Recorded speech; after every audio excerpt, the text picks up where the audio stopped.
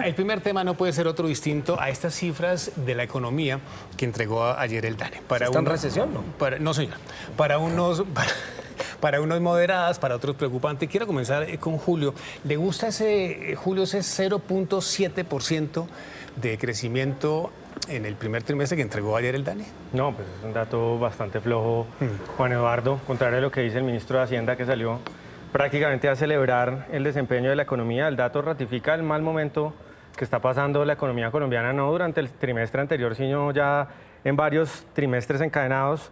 Y el DANE hizo una revisión también de datos de trimestres anteriores, como siempre hacen revisiones estadísticas. Nos damos cuenta que el año pasado ya estuvimos en recesión, oficialmente en recesión durante el segundo y el tercer trimestre del año pasado con los datos ajustados del DANE. Entonces, pues el ministro dijo, perdóneme Julio, con esta cifra nos alejamos de la recesión. Claro, es cierto que, digamos, este fue un semestre de recuperación, comillas, porque durante el segundo y el tercer trimestre del año pasado, de acuerdo a la serie que presentó el DANE, estuvimos en recesión. Ya no estaríamos en recesión, sino creciendo pues muy levemente, ¿no? Entonces, pero usted de todos modos no le parece chévere ese No, para nada. Y no solamente preocupa el dato puntual, sino lo que hay detrás del dato, porque cuando uno va a ver por qué crecimos el 0.7%, nos damos cuenta que la industria, la manufactura y el comercio, pues que son los dos sectores claves de la economía que jalonan la productividad, son los que más caen. Y el sector que salvó la papeleta para que no cayera más, para que no estuviéramos ya en terreno en términos absolutos negativos, fue el Estado. O sea, el gasto público, la actividad de defensa, todo ese tipo de cosas, pues que, como entendemos, pues esos gastos del Estado se financian a partir de la actividad del sector privado. Por lo tanto, no estamos hablando de un crecimiento, además de pequeño, no es un crecimiento sano porque está impulsado fundamentalmente en el gasto público. Entonces, y si le suma eso, lo mal que le fue al tema de la inversión, que sigue cayendo, las empresas y las familias no compran vivienda y las empresas no están invirtiendo en proyectos productivos, pues el panorama además de la economía es bastante mediocre. Juana, uno ve hablamos de las declaraciones del ministro, que unas declaraciones pues más bien tranquilas, pero si uno oye, porque tan pronto se conocieron las cifras ayer, reaccionaron los presidentes de los gremios económicos preocupados, los expertos en este tema preocupados, menos el gobierno. El gobierno sí ve la cosa como más tranquila. ¿Usted está preocupada, no? A mí este tema me parece muy importante y me parece que da una oportunidad, además, para hablar también en términos un poco más macro de la economía colombiana. Resulta que dentro de la historia económica del país, desde los 80s, nosotros hemos venido en una especie de estancamiento y de crecimiento, ¿no? Hemos tenido unos pequeños picos en los que hemos vuelto a subir y hemos vuelto a bajar. O sea, nuestra economía es una economía de un país pobre, realmente, ¿no? Nosotros no tenemos una economía así que sea una cosa exponencial maravillosa. Bollante. Y como decía Julio, pues es que somos un país, además, en términos de la industrialización, que ha tenido muy pocas políticas de industrialización desde los años 80, y esto ha afectado y ha hecho que vivamos en un bucle de estancamiento, ¿no? Estamos en un bucle que además... ¿Qué es un bucle de estancamiento? Pues que la economía colombiana ha tenido pequeños momentos de recuperación, pero vuelve y se estanca, ¿no? En el que no hemos podido salir del estancamiento, imagínense, desde los años 80. Aparte de las grandes crisis del 99, 2005, que fueron momentos, digamos, mucho más críticos, pero de resto, si ustedes ven, hemos vivido estancados. ¿Por qué? Porque hemos tenido un modelo de desarrollo económico que ha creado un desequilibrio y que no somos un país que ha llegado realmente a industrializarse, cosa que es gravísima. Ahora, ¿qué se puede hacer? Porque tenemos que hacer algo. Y a eso el gobierno no puede decir que no, que todo está bien y no hace nada. Primero, presionar al Banco de la República a bajar las tasas de interés, porque si las tasas de interés no bajan, pues la gente no va a comprar absolutamente nada, no va a invertir en vivienda, no va a invertir en absolutamente nada porque las tasas de interés son muy altas. Lo otro, se necesita ejecución e inversión pública, cosa que hemos visto que ha sido uno de los problemas de este gobierno. No ha habido la suficiente ejecución y ahora... Algo que propone el exministro Campo es fomentar las exportaciones no tradicionales, que puede también ayudar a que la economía repunte y se mueva por fin un poquito. Jorge, no va a suceder, pero vamos a suponer que usted, el ministro de Hacienda, el doctor Bonilla, lo llama y le dice, esto tiene forma de corregir el rumbo, ayúdeme. ¿Usted qué le dice? Que llame a Julio. Ese es el Porque experto. es el que sí, es el experto.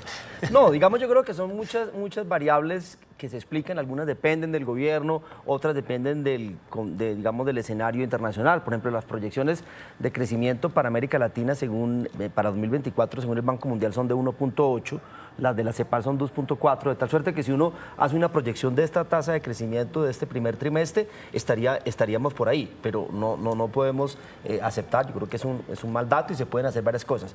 Creo que el Banco de la República puede ayudar siguiendo bajando las tasas de interés, creo que eso puede reactivar. Mire que es la propuesta de Juan. Claro, mire que en medio de todo hubo un dato interesante. El sector de la construcción, que es uno de los sectores que más jalonan, tuvo un crecimiento de 0.7%. Eso me parece que es importante.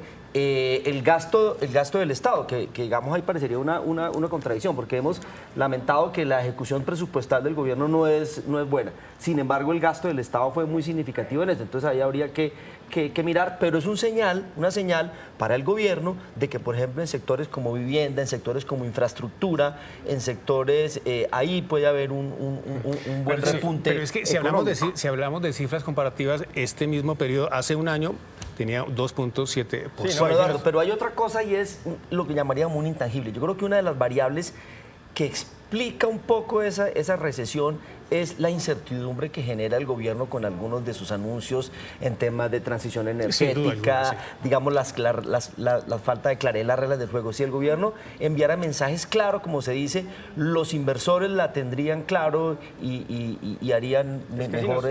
Si nos comparamos con el mundo, según el Fondo Monetario Internacional, va a crecer este año 3.2%, los países emergentes 4.2%, y América Latina, es cierto, va a tener un crecimiento más mediocre, alrededor del 2%, pero es que Colombia está creciendo al 0.7%.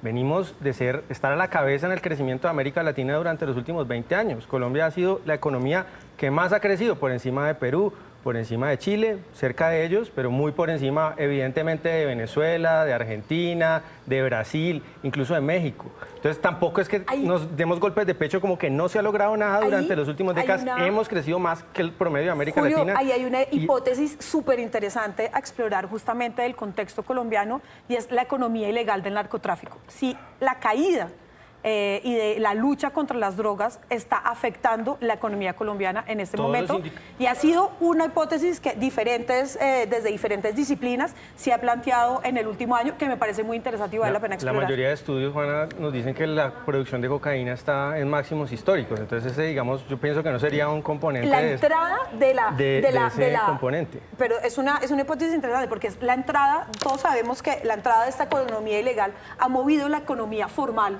colombiana, sobre todo hay margen de juego, hay margen de acción para que tanto el gobierno y el sector privado encuentren una mejor senda de crecimiento. Nuestro segundo tema, el tema que nos congrega en este sofá ancho ahora para la mesa ancha, sofá ancho, es la decisión del gobierno nacional de nombrar en propiedad a Luis Gilberto Murillo ya como canciller de la República. Señores, quiero comenzar entonces ahora con Jorge. ¿Eso sí sería un buen negocio para Murillo? Se lo pregunto porque sí hay que recordar que el doctor Murillo venía de ser embajador en Washington, ¿no? Y uno en Washington y la cosa para llegar acá, pues, ¿no? Cuando lo encargaron de la Cancillería aquí en la mesa, dijimos, ojalá lo dejen en propiedad. Con eso el gobierno resuelve varios problemas. Primero, sale de un problema que es Álvaro Leiva. Sí, solo trajo problemas en la Cancillería, problemas de imagen, el tema de la licitación de los pasaportes. Con eso lo sacan discretamente por la puerta de atrás, sin mayor escándalo, y resuelve un problema. Es un canciller que, digamos, ha tenido una buena acogida, una persona con experiencia y reconocimiento en relaciones internacionales. Creo que ha hecho una buena cancillería. Para cerrar bien la ecuación, tiene ahora buena se necesita, imagen, además. Tiene buena imagen. Murillo, sí, para cerrar bien la ecuación, entonces se necesita ahora encontrar un nuevo o una buena embajadora en Washington. Y creo que el gobierno, mire, un tema que era bastante turbulento, terminó resolviéndolo bien. Sí. Juana, ¿a usted le gusta mucho este tema? ¿Usted lo ve como presidenciable a Luis Gilberto Murillo? Totalmente. Veo que podría ser una muy buena candidatura, además porque viene del santismo, pasó por ser fórmula vicepresidencial de Sergio Fajardo, y creo que muchas personas lo dijimos, que era mejor el candidato a vice que el candidato a presidente. Era mucho más fuerte en los debates, es un tipo que conoce y maneja muy bien la agenda internacional, la agenda nacional, y además también su relación y como representante de las comunidades afro, tiene una imagen bien interesante. Ahora, sería un candidato muy estratégico para el pacto histórico, porque no es un candidato que viene de las raíces del pacto histórico, sino que sería un ¿Y usted cree candidato que más sería- conciliador. ¿Y usted cree que sería el doctor Murillo candidato del pacto histórico? Claramente, Representante de la izquierda. claramente, pues de la centroizquierda, y sería muy interesante además ahí, Centroizquierda, porque competiría con la candidatura de Claudia López, que es la candidatura de centro derecha. Entonces ahí se armaría un debate, yo creo que interesante, y sería una muy buena apuesta para el país. Yo lo que veo es difícil entender qué es lo que piensa Murillo, o sea, cuál es el pensamiento político de Murillo, porque de ser candidato vicepresidencial de Sergio Fajardo, de ser ministro de Juan Manuel Santos, ahora estar en un papel como canciller en este periodo interino y seguramente lo que va a seguir de aquí en adelante, básicamente de validar la dictadura de Venezuela, ¿no? De decir vamos a ser observadores electorales de lo que todos sabemos es una farsa electoral y ese papel, digamos, de colaboración diplomática con la dictadura de Venezuela, pues es de todo menos el papel de alguien de centroizquierda o alguien moderado. Es el papel del canciller de un gobierno radical como el que tenemos ahora en Colombia. Entonces, pues, Julio, ¿qué piensa Murillo? Murillo quizá piensa lo que convenga para sus intereses políticos y sus proyecciones políticas. Pero mire, Julio, que ese también es un punto interesante. Uno ve, por ejemplo, el gobierno italiano, que es un gobierno más bien de extrema derecha y está súper metido en negocios económicos con Venezuela, que sería un contradictor, pues, de frente, ¿no? Porque son totalmente opuestos. Entonces, también como esta dinámica de la política, cómo se mueven de un lado y del otro, según la conveniencia y del momento Lo que y pasa, de los Juana, intereses políticos, económicos. Julio Eso estaba es un hablando tema ahora- muy Julio bueno. estaba hablando de Venezuela Es y un gran ayer, tema. ayer Diosdado Cabello le cascó duro a Claro, Murillo, porque ¿no? el canciller cuestionó un poco el tema de la legitimidad de las elecciones, no ha sido un apoyo tan irrestricto como piensa que fue Julio. De hecho, pues Diosdado lo llamó cachorro del imperio, que sí, una expresión que es bien curiosa. Cualquier cosa, ¿no? Pero yo creo Curiosa, que, pero común en Venezuela. claro, pero digamos, si aceptáramos la premisa de Julio de que es el canciller de un gobierno que tiene una posición radical frente a ciertos temas, pues él juega un rol muy interesante que es la de ser un canciller moderado. Y yo creo que las relaciones exteriores de un país tienen que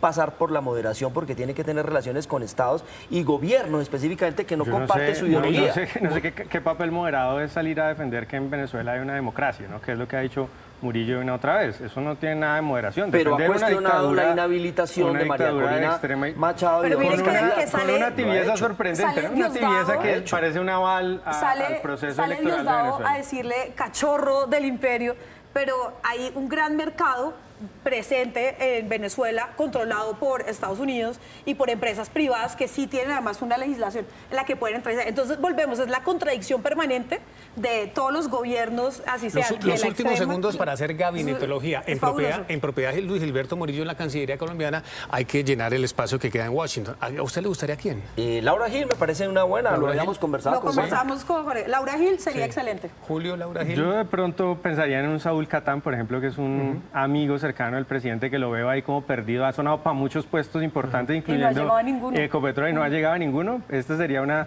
buena oportunidad. Un representante de la comunidad judía con una comunidad con la que el gobierno ha tenido pues muchas diferencias que todos sabemos. No sería, digamos, extraño un perfil de ese tipo. Nombramiento, entre otras cosas, que debe surtirse, uno diría rápidamente, ¿no? Pues la embajada de Sí, Sí, tiene Washington. que ser muy Es que rápidamente sí. porque hay una cierta rifirrafe entre las relaciones de Colombia y Estados Unidos y sería bueno un embajador en propiedad que resolviera el tema.